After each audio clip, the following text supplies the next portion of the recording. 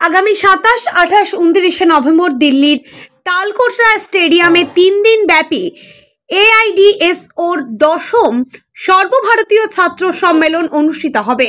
এই সম্মেলনে যোগ দিতে রাজ্যের বিভিন্ন শিক্ষা প্রতিষ্ঠান থেকে নির্বাচিত 25 জন ছাত্রছাত্রী আজ সকালে আগরতলা রেল স্টেশন থেকে দিল্লির উদ্দেশ্যে রওনা হয়েছেন।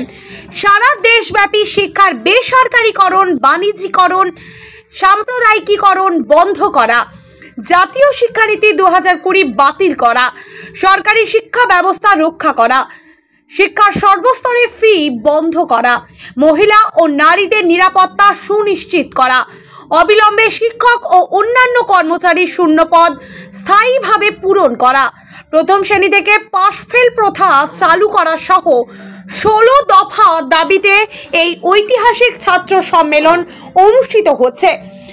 শিক্ষার উপর যে ক্রমবর্ধমান আক্রমণ চলছে, যার ফলে শিক্ষা আজ বাজারের পণ্যে পরিণত হয়েছে, শিক্ষার বেসরকারীকরণ, শিক্ষার বাণিজ্যিকীকরণ, যার ফলে আজকে শিক্ষা চরমভাবে আক্রান্ত।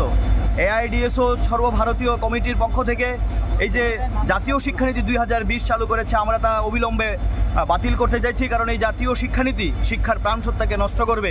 আমাদের দাবি জাতীয় resist NEP, save public education এবং job for all, education for all, এবং শিক্ষার উপর যে এই ধরনের আক্রমণ চলছে, সমস্ত রাজ্য এবং কেন্দ্র সরকারগুলো শিক্ষার এই আক্রমণের বিরুদ্ধে সারা দেশব্যাপী আমাদের আন্দোলন চলছে।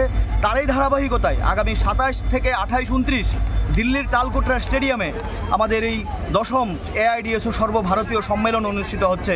এই সম্মেলনে ভারতবর্ষের প্রখ্যাত ইতিহাসবিদ ডক্টর ইরফান হাবিব উনি উপস্থিত থাকবেন, ডক্টর তরুণ মণ্ডল যিনি আমাদের ভারতবর্ষের জনস্বাস্থ্য আন্দোলনের বিশিষ্ট নেতৃত্ব উপস্থিত থাকবেন, ওয়ান্ডেল পাসা যিনি নর্থ ইস্টের বিশিষ্ট একজন শিক্ষাবিদ, প্রফেসর নন্দিনী নারায়ণ উনি দিল্লি থেকে আমাদের এখানে উপস্থিত থাকবেন।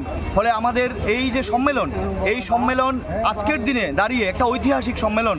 এআইডিএসও সারা দেশবাসীর কাছে আবেদন জানাচ্ছে যে সাধারণ ঘরের যে ছেলেমেয়েরা তাদের আগামী দিন শিক্ষা ধ্বংস হয়ে যাবে এই জাতীয় শিক্ষানীতি যদি চালু হয়। তাই সর্বস্তরে এবং সর্বশক্তি নিয়ে জাতীয় শিক্ষানীতিকে বাতিল করার প্রয়োজনকে সামনে রেখে আজকে আমরা ত্রিপুরা রাজ্য থেকে এআইডিএসও ত্রিপুরা স্টেট কমিটি আমরা আজকে দিল্লিতে রওনা হচ্ছি।